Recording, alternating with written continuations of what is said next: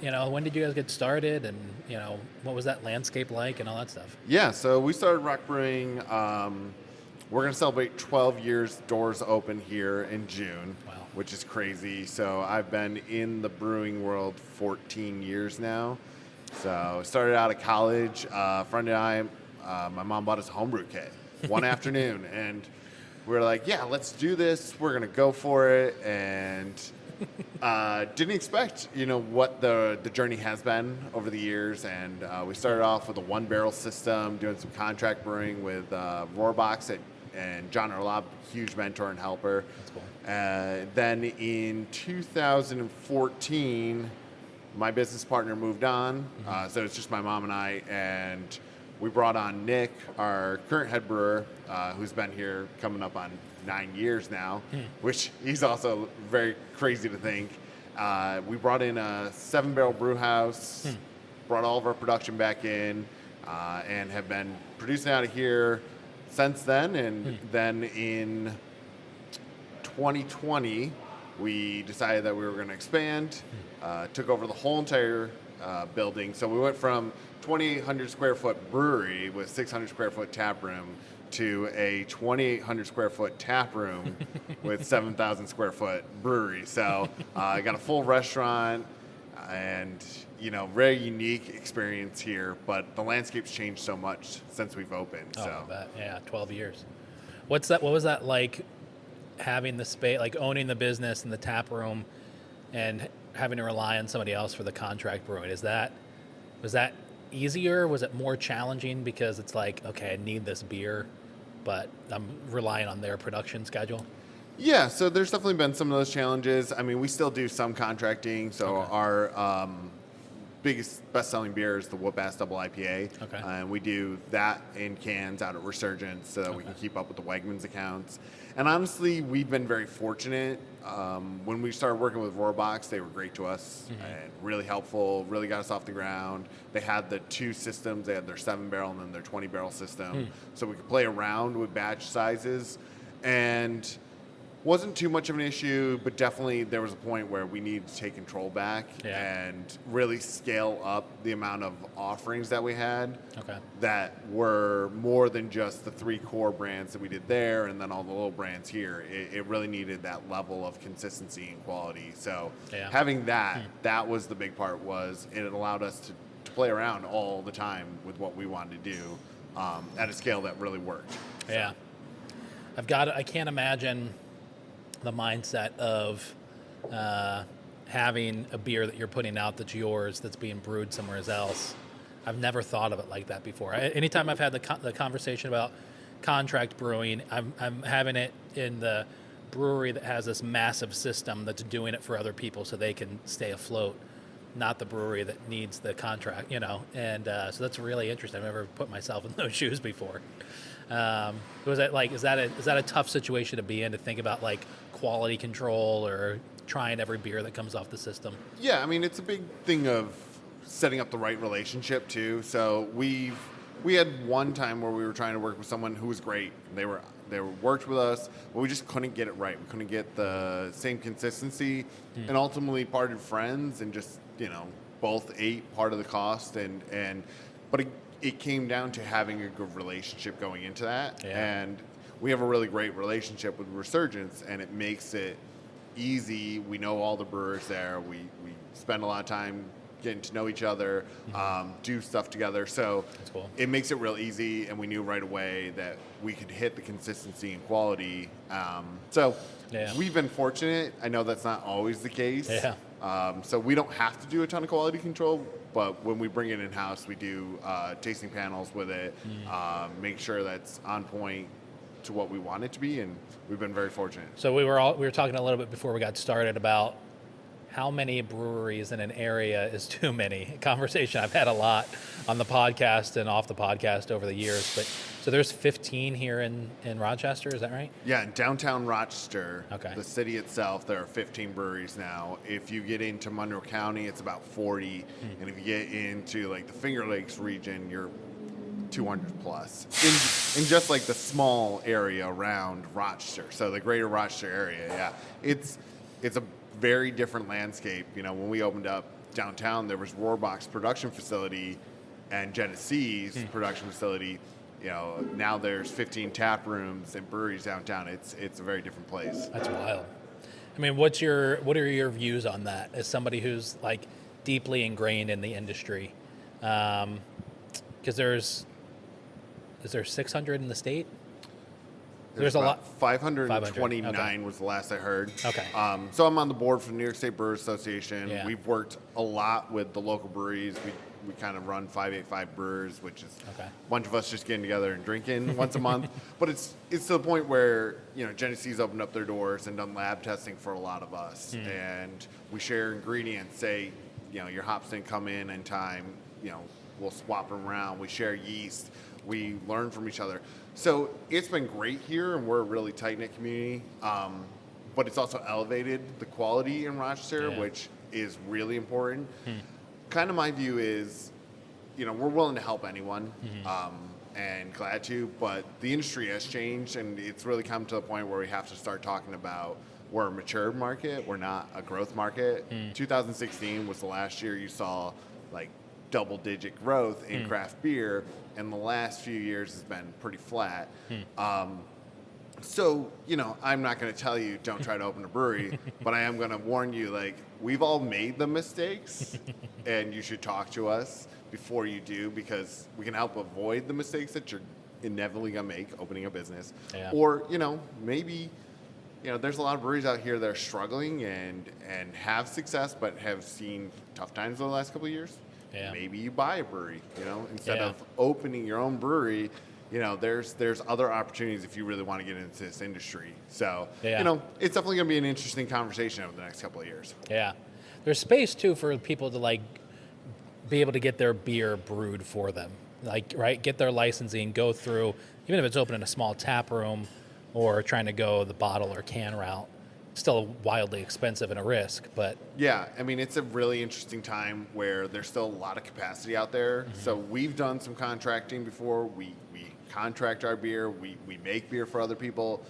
So there's a lot of opportunities there that you can get in and work with someone and not have the full brewery. Having a full brewery is a big investment, and Yeah. I think people underestimate that. And so, yeah, there's definitely opportunities out there for people if they want to have their beer. Or if you're a restaurant and you want to have your beer, Right. house beer, you know, that can be done without you having to go and make your own brewery of it. yeah, too. right. God, I hope there isn't a restaurant out there that's ever done that, but I'm sure that someone has probably done that. I forget who was telling me that most of like Brooklyn Brewery's beer is contracted out. So, yeah, so Brooklyn Brewery, Steve Hindy, awesome guy. Actually, probably one of the big inspirations of why I got into craft beer. His book Oh, really? really was the tipping point for me to jump right in. They started almost all of their production, even today. Now they're shutting down the Williamsburg location. They got kind of pushed out with development. Wow. And they've done a lot of investment now into FX Matt Brewing Company, but the Yeah. FX Matt, they approached them in the beginning and really built this great partnership. So most of their beer for their entire existence has been produced at FX Matt Brewing Company. That's wild. Yeah. But it's been a great partnership for both of them. So doing this for 12 years, you know, in the industry for 14, do you kind of, like, what's the sense of responsibility that you feel for like being a leader in the industry and like kind of the beer that you're putting out? Do you feel like any sort of, not to be like too heavy, but do you feel like some sort of a weight behind that? Because that's a really big deal I know for myself, like, very different things, but, you know, doing this for 8-9 years, there was a day where I kind of like woke up and I was like, okay, like, and in my area, I'm the, you know, I have the most capacity of anybody else. And that was kind of like a sobering moment for me to say, I can't just do anything anymore. Right. Yeah. There's definitely, and there's been a few times as I have experienced in my career where I'm not a kid anymore, even though, you know, I still love cartoons and Star Wars all day. But we have this responsibility in some ways, especially locally. We found that Roc Brewing has become just a voice too for our community. Part of it was the 585 Brewers, where we just wanted to celebrate our community with our friends and support the brewers around us and give us the support too. So, that kind of happened. Then I joined the board, and now as I'm coming to my final term on the board, I'm one of the longest running board members that currently are on the board. So it's definitely this responsibility of, I want to help make this community better. Yeah. And selfishly too, it helps me. If this community is better, then we do better. But yeah, there's so much that we focus on quality, we focus on community, we focus on making Rochester something special, and New York State, because a lot of people still don't drink New York State beer and celebrate it, even though it's some of the best beer in the world. Are there places that in other like beer communities or markets that you look at for inspiration, or breweries that you're looking at and saying, what are they making, and kind of what's coming up on the horizon for our area? Yeah, so there's definitely these interesting pockets, and I think a big part of what makes New York great is also what hurts New York. New York's so diverse, and so there isn't a straight New Yorker, right? There isn't that consistent. I mean, New York City, they like to think they are, but even then, that's such a major world city that you don't get the loyalty that you get from like Vermont. What someone in Vermont, you can picture them in your head. Someone who lives in Asheville, North Carolina, Portland, Oregon, some of these places where they really celebrate their local craft beer. You don't have that in New York. And how do we get people to love their state, and it's, you're marketing to so many different people. So, we focused a lot on our city and making our city great and being a part of our city, because Rochester now really is a truly craft beer destination. So it's tough, right? Like, that's the big one that we've been trying to fix for years. Ever since I've been on the board, this talk is like, how do we move from 5% New York State craft on tap to like even 15 to 12? So open a distributor. Right. So it's definitely a crazy one out there of how do we make people love this craft beer in a state that is just so diverse and so different. So I talking with Tim from Buried Acorn, which there is a drinking game here on the Eat Local New York podcast. Every time I bring up Buried Acorn, you have to take a drink. So for those of you listening, that's your first clue. Talking to him off record about beer distribution was like a very eye-opening, experience for me, and how much of a pain that can be. I think it's eased a little bit in some ways for them, but it feels like that's for a brewery that's trying to go from like really build their brand and get outside of just like tap room sales. That could be the thing that hinders their growth. Yeah, and it's going to be a much different market. We've seen a lot of changes over the years. There was a point where, buy local craft, it's sold everywhere. Then there was a little more matured, but now there's a real change in consumer trends. And I've worked with a couple different distributors, good, bad, all around, right? And it's on both sides. Like, you have to understand that your distributor isn't always the problem, and they're always the problem, but you're just as much always the problem. You have to invest as much in as they do. And it's gotten harder. There's definitely a change in the larger distribution scene of, okay, the big companies like InBev are done with craft beer. I mean, they're starting to shut down some of their places. They're cutting employees. They're telling their houses, like, hey, like, focus on our core brands, and do you see these shiny new craft cocktails? Let's talk about those. And it's the market's changed. Customers have changed.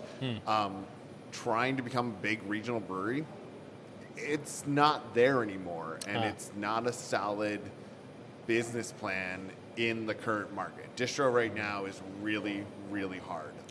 Bars and restaurants didn't bounce back that well, are struggling, sticking to brands they know will sell. They're going to sell, nothing against Love Southern Tier. They're going to sell Southern Tier because their customers know Southern Tier.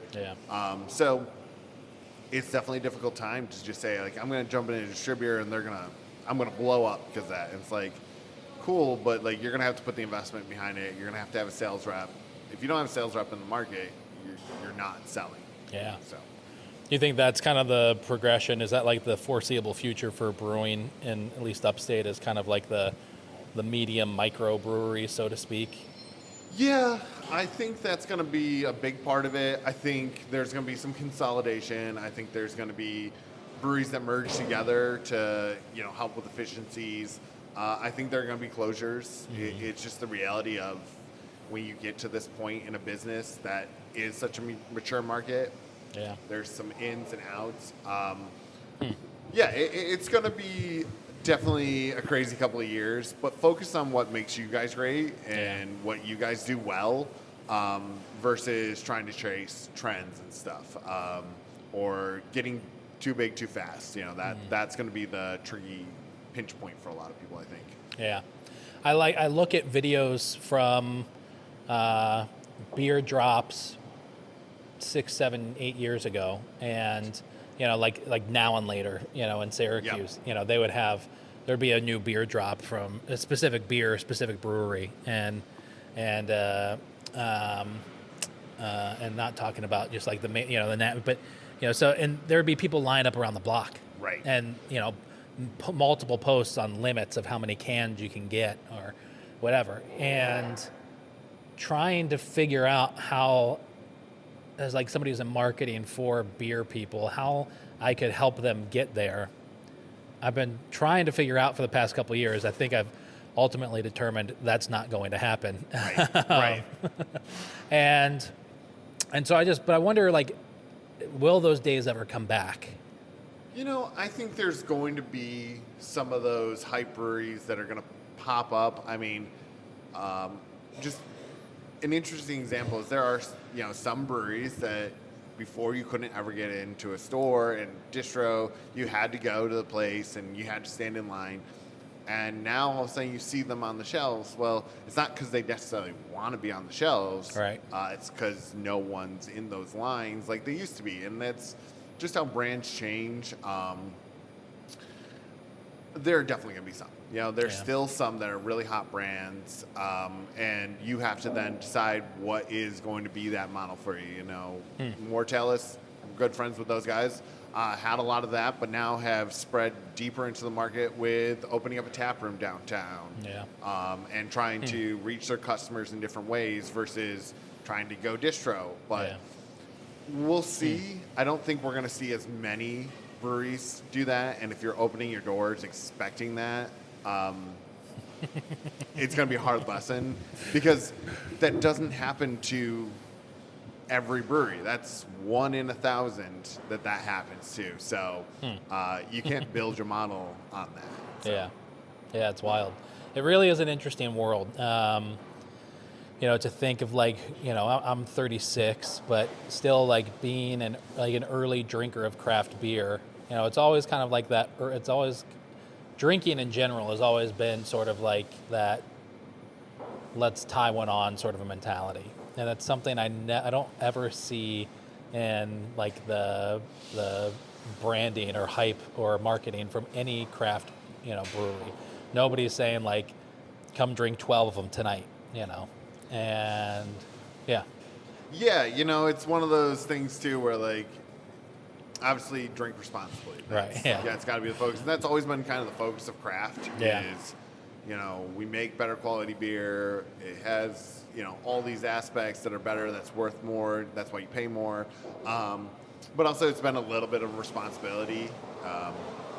But we see people tie one on. There's definitely a switch in the market too of like having a lager, and that focus on crisp, low ABV, American style lagers and doing those well. And, so we're seeing more of those, the lawnmower beer, to say. But it's again, it's all over the place because you have on the far other spectrum is the milkshakiest like craziness that isn't quite beer, but it's beer. So you always got to kind of juggle those. What the kids want, but then like what your customers are actually consistently coming for. Make sure you're doing that too. Yeah. But I was at I've told this story a few times in the podcast, but Big Mike, who owned IBU in Syracuse, I was at a brewers meeting with him and a bunch of other guys in Syracuse once, and he's like, look, none of us want to make these double IPAs, hazy, whatever. We all want to make this style or that style, but no one's buying it, so we have to. And actually, that meeting was about, because I think it was when farm licenses, the percentage was getting bumped up of what you could purchase to still hold that license or be considered a farm brewery. And so that's what the conversation was about. And yeah, I've often thought about that because there's not too many. There's a few, but there's not too many. Like Tim at Buried Acorn to drink. If you're listening, I feel like they've done a really good job of, pushing. He's known for his wild fermented barrel aged sours, Right. and a lot of people know that about them. I think there's not too many that I know, not too many places that I know where it's like, oh, we're gonna go there for that style and here for that style. Yeah, those days I think are gone too, because back in the day there was Omega, and they were known for that, and then Nirvana comes out because they had to make a Belgian hazy IPA because that's what everyone was drinking. Even up the street, we love Strange Bird, great guys, and Eric over there is doing some crazy stuff in the barrel room. But like Nikki and Mika on the other side are, Bird Light is keeping the lights on too at the same time, and they're pumping through that stuff. So yeah, there's not real, like if you're going to open up and try to be a niche brewery and you're going to brew what you love, it's going to be hard. Yeah. It's going to be very hard. We love lagers, and we've been brewing a lot of them lately, and people love them. So, right now we're getting to brew what we love. But yeah, we still have our hazy IPA that sells really well. Our double IPA is still our top seller. Yeah. But like, it's very rare that you get a brewery where you get to brew what you love and love to drink, and people love it too. Unless you're crazy about the hazy IPAs and stuff, and which amen to them. So, was there a time over the last 12 years that you really struggled with that kind of concept? I feel like you're always a little bit. People think you get into a brewery, you're gonna make a lot of money, it's gonna be fun, it's drinking all the time. I mean, it's still owning a business. Yeah. And over the course of 12 years, things have changed so much, and we're just a small, little pocket of that. Versus, some of these other breweries that, are coming up on that 3-5 year. They were a little hypey. Now, what's the next move? Versus some of like the tree houses that just like exploded. Yeah. We've been fortunate enough. If tomorrow everyone was going crazy for our hazy IPAs and that's all we could make, fine. I'd be skinnier. I'd drink a lot less. Totally fine. Like it wouldn't hurt me to not drink as much. So, but you just got to kind of adapt and focus on what's core to your brand and what is important to you. If you want to be in the business and you want to stay open and you want to create a community, well, you got to make that community, and they've got to come in and want what you're offering. So, yeah. That's good. All right, so what is some advice that you would give? I kind of know what you're going to say, but what is some of the advice that you would give to someone who is saying, they're listening to this, they're home brewing, and they're saying, man, one day I want to open up my own brewery? If you love home brewing, stick with home brewing. Not to knock anyone. Like, you can go, like, I was 23 when we started home brewing. Young, naive, wanted to do it, and my parents supported me very much and are still very supportive to this day. But it is work, and it is hard. You're not necessarily just going to make it overnight. You're not going to win GABF right off the bat. And if you do, amen. That's great. Yeah. honestly, get into the industry, see if you can work for someone, see what it's like, see what the industry's like. You don't have to open a brewery to be in the brewing world. Or if you really, really are serious, and there's a ton of breweries around here that need capital infusions, that need help, that might just need a change in leadership. Talk to them. Get involved in your community. The first thing that I tell people, especially, is like either one of two things: glad you called me, smart move, let's help you. I wish you had called me sooner. Like, I made that mistake. You didn't have to make that mistake. That cost you $20,000, $30,000, $40,000. Yeah. But if you called me, right? And it's not like not everyone's gonna be that way. Not every community is as tight knit as Rochester is. But like, if you're in our area, it's a pretty close knit community, and we're gonna help. But like, ask for help.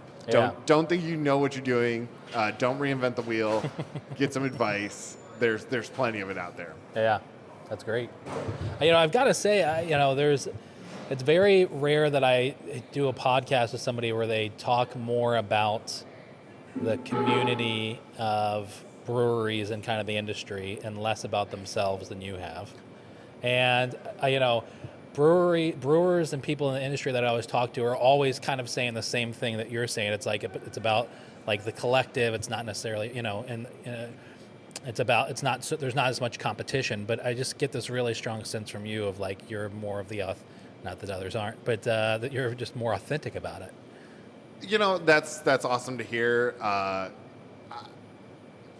Honestly, it's I guess just who I am. Yeah. It's more important to me to have my community because of how much everyone supported me over the years. Nick, our brewer, is phenomenal. This is the best staff I've ever had. Our kitchen team is amazing. The beers we were pumping out are the best we've ever made. But like without our greater community, if we're one brewery here in an island here, we're not representing what we are. And community has always been a cornerstone of what we built here. Because at the end of the day, I like to tell people you're selling an experience. Yeah. Like with 10,000 breweries in America, you're not selling beer anymore. You're selling the experience that people want to have with your beer. So it definitely, I know I'm a little crazy about the community here, but we're all really close and friends, and I don't know, it's something special, and it's something that people point out a lot, and we just at this rate are just accepting, like, come to Rochester and see it. Come see us. It's fun. That's awesome. Yeah. Well, listen, man, thank you so much for taking time out of your day and having us in to do this. Yeah, my pleasure. Thanks for coming in. Yeah. Appreciate it.